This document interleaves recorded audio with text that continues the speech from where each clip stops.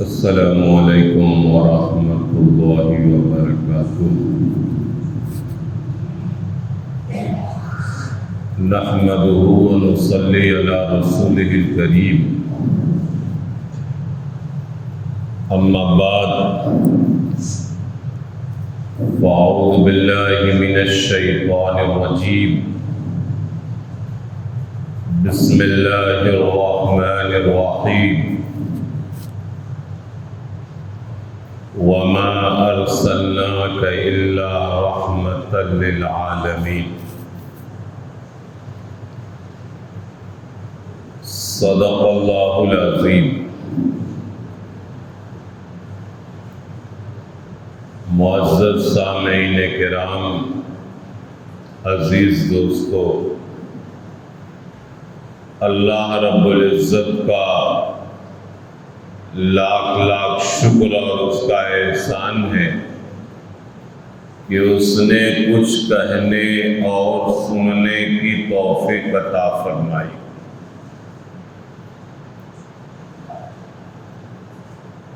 ربیع الاول کا مہینہ چل رہا ہے۔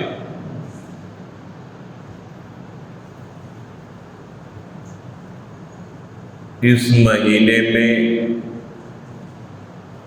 رسول اللہ صلی اللہ علیہ وسلم کی ولادت باسعادت ہوئی ہے۔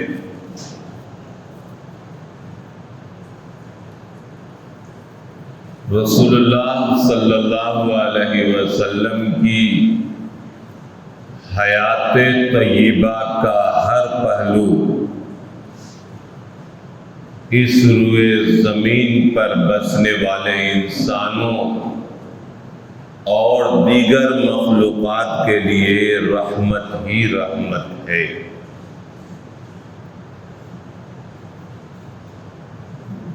حضرت عبد المطلب نے،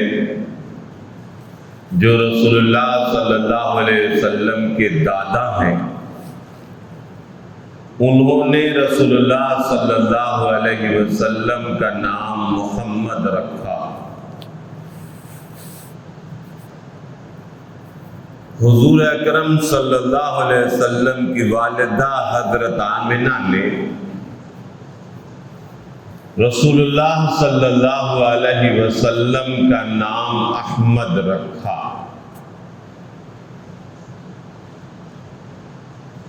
قرآن مجید کے اندر بھی یہ دونوں نام ملتے ہیں۔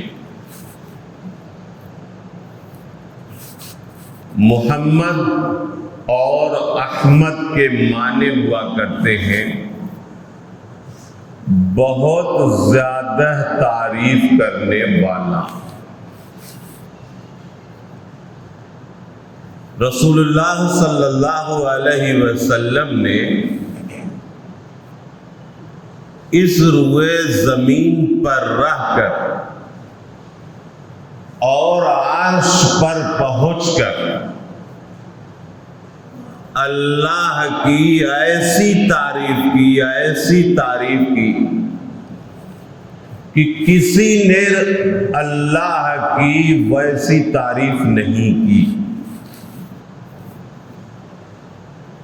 یہ رسول اللہ صلی اللہ علیہ وسلم کو اللہ کے تعلق سے یہ فضیلت حاصل ہے۔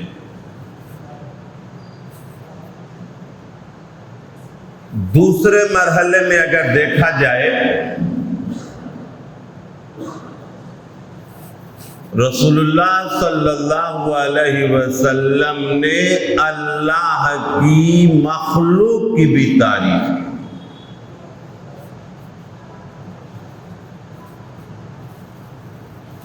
آسمان کو دیکھ کر، زمین کو دیکھ کر، سورج کو دیکھ کر، چاند کو دیکھ کر، جمادات کی جمودیت کو دیکھ کر، حیوانات کی حیثیت کو دیکھ کر، نباتات کی نبوت کو دیکھ کر، اللہ کے رسول صلی اللہ علیہ وسلم نے جہاں ایک طرف اللہ کی قدرت کے مظہر کو بیان فرمایا، وہیں پہ اللہ تعالیٰ نے ان چیزوں کی بھی تعریف کی۔ امت کو پیغام ملتا ہے کہ مخلوق خدا کو دیکھ کر خالق کی تعریف کرنا، مخلوق خدا میں خالق کی قدرت کو تلاش کرنا، یہ رسول اللہ صلی اللہ علیہ وسلم کا پیغام ہے۔ کیونکہ اللہ تعالیٰ نے اس کائنات کو اپنے تعارف کے لیے اللہ تعالیٰ نے پیدا کیا ہے، لہذا جن جن چیزوں سے انسان کو اللہ کی تعریف کرنے کا موقع ملے یا اللہ کو پہچاننے کا موقع ملے تو اس امت کے اوپر یہ فریضہ بنتا ہے کہ انہیں پہچانے۔ اب اللہ کے رسول صلی اللہ علیہ وسلم کے اس پہلو کو بھی دیکھیے۔ رسول اللہ صلی اللہ علیہ وسلم ہر اچھے کام کو پسند کرتے تھے اور ہر اچھے کام کرنے والے کو پسند کرتے، ان کی تعریف کرتے۔ اپنی بیویوں کی، ازواج مطہرات کی تعریف کرتے، اپنی بیٹیوں کی تعریف کرتے، صحابہ کی تعریف کرتے، سچے اور ایماندار آدمی کی تعریف کرتے، سخی لوگوں کی تعریف کرتے، ماں باپ کے جو فرما بردار ہوتے ان کی تعریف کرتے، ہر ایک کے ساتھ حوصلہ افزائی کا معاملہ کرتے، حتیٰ کہ یہود و نصارہ کفار و مشرکین کو بھی اگر ان کا سامنا ہوتا تو ان کے ساتھ بھی خندہ پیشانی کے ساتھ پیش آتے اور ان کی اگر کوئی خوبیاں ہیں تو اسے بیان کرتے، اور اگر کوئی تکلیف میں ہے، کوئی پریشانی میں ہے، کوئی ان کی ضرورت ہے، کسی بھی طرح کی ان کی مدد کرنی ہے تو اللہ کے رسول صلی اللہ علیہ وسلم ان کی مدد بھی کرتے۔ کتنا مشہور واقعہ، کوڑا پھینکنے والی خاتون کی عیادت کر رہے ہیں اور وہ جو سخت سست کہہ رہی ہے، ایک بوڑھی خاتون اور اس کا گٹھر کوئی اٹھانے کے لیے تیار نہیں، اللہ کے رسول صلی اللہ علیہ وسلم اٹھاتے ہیں، اپنے جسم مبارک پر رکھتے ہیں اور وہ بوڑھی خاتون پیچھے پیچھے چلتی ہے اور برا بھی کہہ رہی ہے۔ رسول اللہ صلی اللہ علیہ وسلم مسکراتے ہوئے اس کے گٹھر کو لے جاتے ہیں اور اس کے گھر تک پہنچا دیتے ہیں۔ جب اسے پتا چلتا ہے کہ رسول اللہ صلی اللہ علیہ وسلم نے اس کے ساتھ یہ معاملہ کیا ہے تو وہ متعجب ہو جاتی ہے اور وہ دائرہ اسلام کے اندر داخل ہو جاتی ہے۔ یہ بہت بڑی بات ہے۔ اسی وجہ سے کہا جاتا ہے کہ چاہے زندہ ہو چاہے مردہ ہو، انسان کو اگر یاد کرنا ہے تو اس کی اچھائیوں سے یاد کرنا چاہیے، اس کی اچھائیوں سے یاد کرنا چاہیے، اس کی حوصلہ افزائی کرنی چاہیے۔ کہیں پہ بھی غیبت، چغلی یا کینہ، بغض، حسد یا اور بھی جو منفی باتیں ہوتی ہیں اس کو نہیں ذکر کرنا چاہیے، بلکہ اگر انسان زندہ ہو یا مردہ ہو تو اس کی کیا ہے، مثبت باتیں، اس کی اچھی باتیں اس کے ساتھ اچھے طریقے سے پیش آنا چاہیے۔ یہ سیرت نبوی صلی اللہ علیہ وسلم کا بہت بڑا پیغام ہے اور اسی پیغام سے رسول اللہ صلی اللہ علیہ وسلم خوش ہوں گے۔ جشن میلاد النبی صلی اللہ علیہ وسلم لوگ منا رہے، رسول اللہ صلی اللہ علیہ وسلم کی ولادت باسعادت اس کائنات کے لیے اعزاز ہے، اس کائنات کے لیے مقام کی چیز، بہت ہی خوشی کی چیز ہے۔ لیکن جس طرح کے ماحول کے ساتھ ہم امت مسلمہ کر رہے ہیں، ہمیں یہ مناسب نہیں محسوس ہوتا ہے۔ جو چیز ہمیں کرنا چاہیے وہ چیز ہم نہیں کر رہے، جو چیز ہمیں نہیں کرنا چاہیے وہ چیز ہم کر رہے۔ ہمیں کیا ہے، رسول اللہ صلی اللہ علیہ وسلم سے محبت کا جو اظہار ہے وہ اس طرح سے ہونا چاہیے کہ اپنے گھر میں اگر ماں باپ ہیں تو ان کی خدمت کریں، بیوی کے ساتھ اچھے سلوک سے پیش آئیں، دوستوں کے ساتھ اچھا پیش آئیں، اسی طرح اپنی اولاد کے ساتھ اچھا پیش آئیں، اسی طرح اپنے پڑوسی کے ساتھ اچھی طریقے سے پیش آئیں، اپنے برادران وطن کے ساتھ ان کو مرعوب کرنے کی ضرورت نہیں ہے، ان سے ان کی خدمت کرنا، ان کو ایک اچھا پیغام دینا، ان کے کام آنا، یہ ہمارے اوپر کیا ہے، فریضہ ہے، ہمارے اوپر ذمہ داری۔ بہرحال رسول اللہ صلی اللہ علیہ وسلم کے نام میں معانی کی پوری دنیا آباد ہے۔ محمد اور احمد صلی اللہ علیہ وسلم، صرف اس کے نام میں بھی اس امت کے لوگ غور کر لیں۔ ہم بہت ہی خوش نصیب ہیں کہ ہم رسول اللہ صلی اللہ علیہ وسلم کے امتی ہیں۔ صرف ہم اس نام میں غور کر لیں اور اس نام کے پیغام کو ہم سمجھ لیں تو ہمارے لیے بہت ساری راہیں ایسی کھلتی ہوئی نظر آتی ہے، ایسی واہ ہوتی ہوئی نظر آتی ہے، جس کی وجہ سے ہمیں دنیا کے اندر بھی بھلائی ملے گی اور آخرت کے اندر بھی بھلائی ملے گی۔ تیسری جو بات ہے، رسول اللہ صلی اللہ علیہ وسلم کے نام نامی سے اس امت کے اوپر کیا ذمہ داری بنتی۔ بہت سارے لوگوں نے یہ بھی لکھا ہے کہ محمد کے اندر یہ بھی معنی پوشیدہ ہے کہ وہ ذات جس کی اتنی تعریف کی جائے کہ اتنی تعریف کسی کی نہ کی گئی ہو، اور اگر دیکھا جائے تو وہ ذات رسول اللہ صلی اللہ علیہ وسلم کی شخصیت ہے۔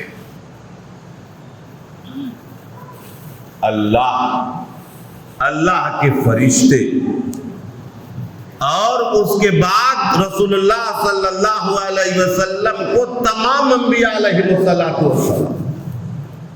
بلکہ نبیوں نے اس امت میں ہونے کے لیے دعا کی تھی، اور حضرت عیسیٰ علیہ السلام تو جب اس روئے زمین پر دوبارہ جب نازل کیے جائیں گے، اتارے جائیں گے، تو نبی بن کر نہیں، رسول اللہ صلی اللہ علیہ وسلم کے امتی بن کر اس روئے زمین پر اتارے جائیں گے۔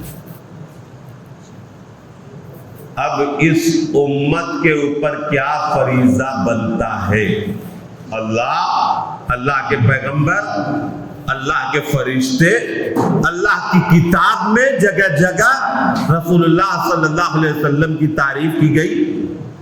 اللہ نے تو ایک جگہ یہاں پہ بھی فرمایا وَرَفَعْنَا لَكَ ذِكْرَكَ، ہم نے آپ کے ذکر کو بلند کر دیا۔ یقین مانیے رسول اللہ صلی اللہ علیہ وسلم کا ذکر اتنا بلند ہوا کہ کوئی لمحہ ایسا نہیں گزرتا کہ جس لمحے میں رسول اللہ صلی اللہ علیہ وسلم کا نام نامی اذان کے کلمات میں یا اقامت کے کلمات میں یا نماز میں، پوری دنیا کے اندر ہر جگہ بسنے والا انسان نماز اور اذان اور اقامت اور دیگر جگہوں پر رسول اللہ صلی اللہ علیہ وسلم کا نام نامی لیتا ہے، اور دنیا کیا ہے، لینے پر مجبور ہے۔ کیونکہ اللہ کے رسول صلی اللہ علیہ وسلم کی ذات ہی ایسی ہے کہ جس نے اس امت کے اوپر کتنا بڑا احسان کیا ہے اور کتنا بڑا پیغام کیا۔ اب اس امت کو بھی چاہیے، خاص طور سے مسلمانوں کو چاہیے کہ وہ رسول اللہ صلی اللہ علیہ وسلم سے سچی محبت کریں، اپنی جان سے زیادہ، اپنی اولاد سے زیادہ، اپنی خواہش سے زیادہ۔ ایک حدیث کے اندر ہے، اللہ کے رسول صلی اللہ علیہ وسلم نے ارشاد فرمایا کہ اس آدمی کا ایمان مکمل نہیں ہو سکتا جب تک کہ اس کی خواہشات میرے لائے ہوئے دین کے مطابق نہ ہو جائے۔ آج ہماری خواہشات کہاں پہ، کس جگہ پہ؟ ہم غور و فکر کریں کہ ہماری خواہشات کس جگہ پر۔ ہمارے پر یہ ذمہ داری بنتی ہے کہ ہم بہت زیادہ محبت کریں، بہت زیادہ عزت کریں، بہت زیادہ احترام کریں۔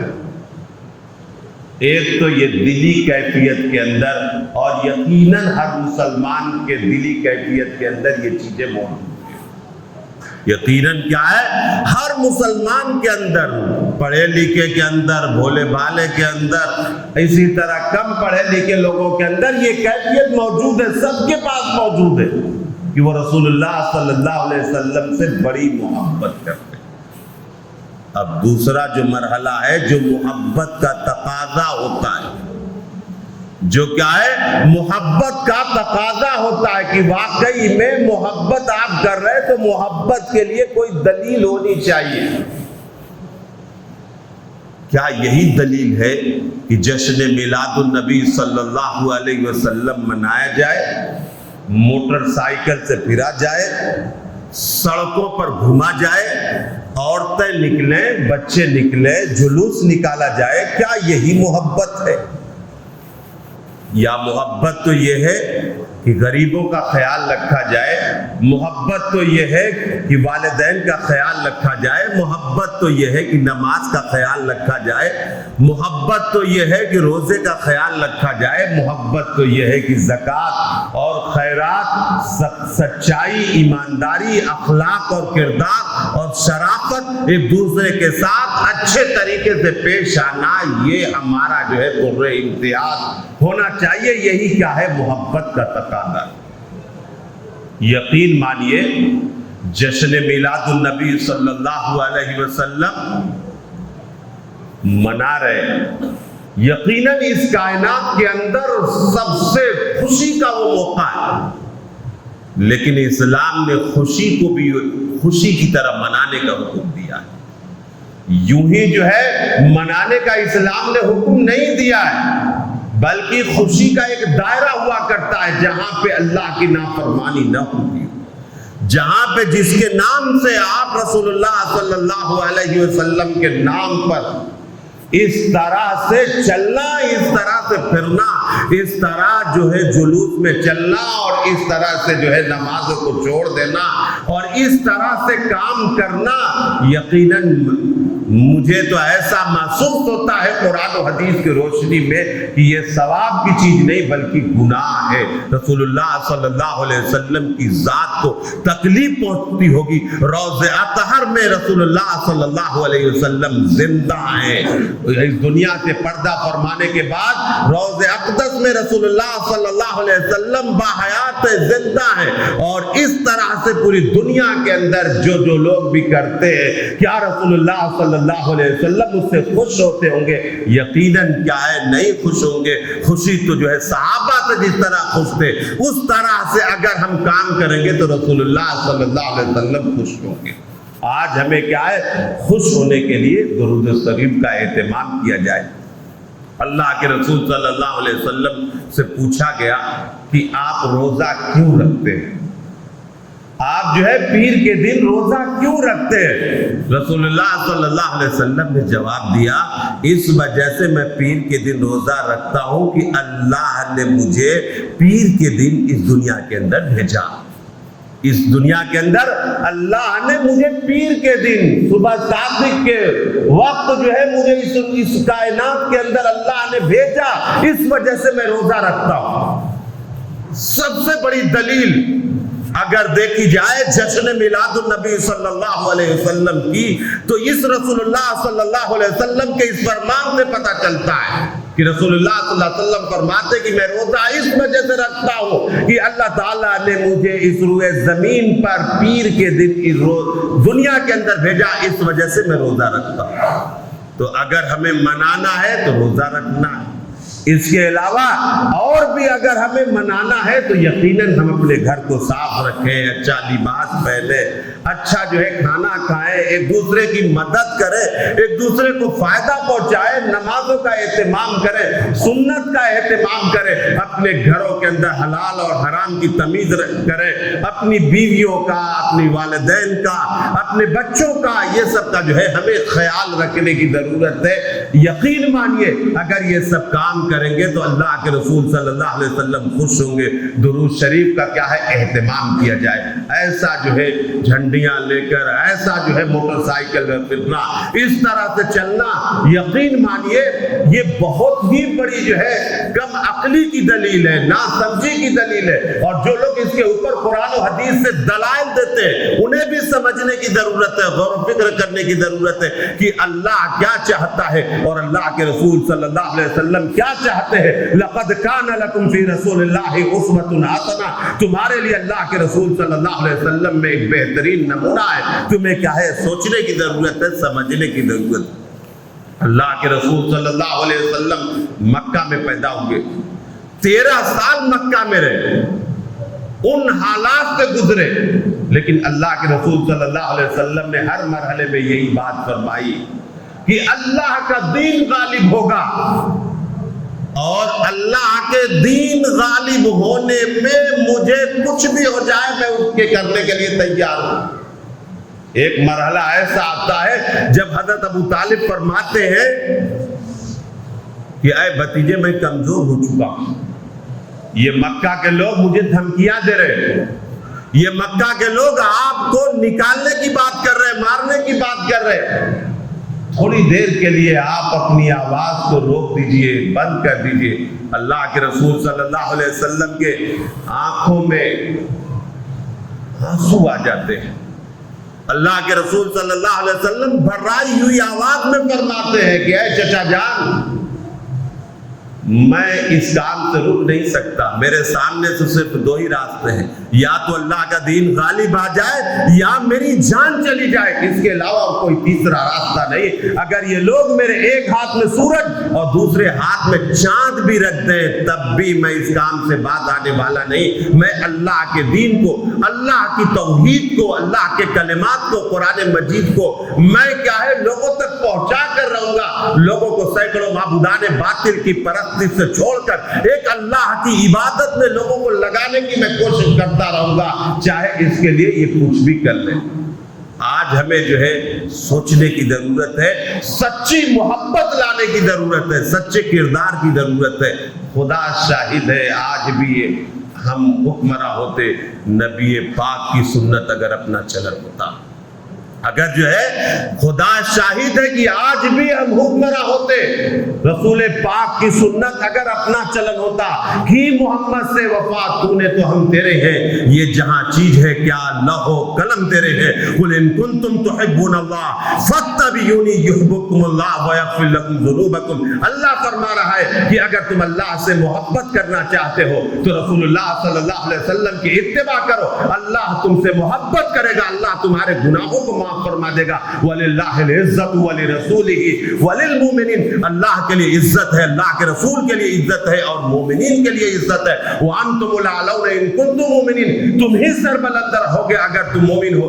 دین کا ایک وقار ہے، دین کا ایک معیار ہے، دین اسی راستے سے پھیلے گا، دین اسی وقار سے آئے گا، دین اسی طریقے سے آئے گا، اور وہی طریقہ جو ہمارا روشن ماضی ہے، جو صحابہ کرام رضوان اللہ تعالی علیہم اجمعین کا اسوہ ہے، جو اللہ کے رسول صلی اللہ علیہ وسلم کی حیات طیبہ ہے، اسی طریقے پر ہماری کامیابی ہے۔ کسی اور طریقے پر، کسی اور چیز کے نکالنے میں، کسی اور چیز کے بنانے میں، کسی اور راستہ ڈھونڈنے میں ہماری طاقت اور ہماری عظمت نہیں ہوگی، بلکہ اس کے اندر اور ہم پریشانی کے اندر مبتلا ہوں گے۔ اگر ہمیں کامیاب ہونا ہے، اگر ہمیں کامیاب ہونا ہے تو ہمیں رسول اللہ صلی اللہ علیہ وسلم لقد کان لکم فی رسول اللہ اسوۃ حسنہ کا ہمیں کیا ہے مصداق بننا پڑے گا۔ بہرحال وقت ہو چکا ہے، دعا کیجئے اللہ تعالیٰ مجھے بھی اور سبھی لوگوں کو کہنے سننے سے زیادہ عمل کرنے کی توفیق عطا فرمائے۔